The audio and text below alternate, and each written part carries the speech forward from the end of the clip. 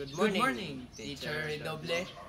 My name is Charles Anthony El Capada, grade 11, section Malakas. And I am Kyle Philip and Pasqua, grade 11, section Malakas. In this video, I will represent our real-life examples of proposition and analyze their truth values. Miss, kape nga. 3 in 1? Hindi.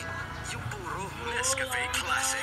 Bunga ng 100% puro at natural. Kapeng-kape ang lasa at aroma. Para 100% isip, kawan at diwa. The proposition is true because this product has really 100% coffee. Ang paninigarilyo ay nagiging sanhi ng pagkalagas ng ngipin. In this picture, shows proposition is true because it can cause your teeth to decay. Fire destroys more than 1,000 homes in Philippine shantytown.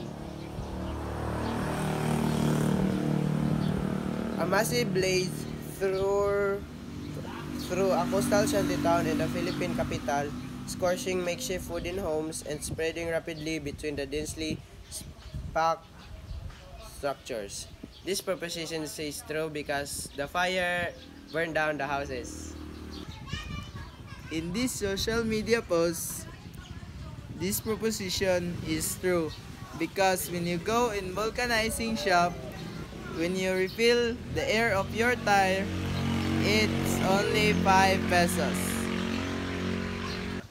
You know that LeBron James are the leading scorer of NBA right now? Yes, I know. In this proposition that we are having, the proposition is true because LeBron has the most leading score of all time. Our experience with scavengers hunt is fun. And one thing I learned about propositional is propositional has limitations, while powerful, propositional has limitations. Thank you for watching, guys, and thank you for your time.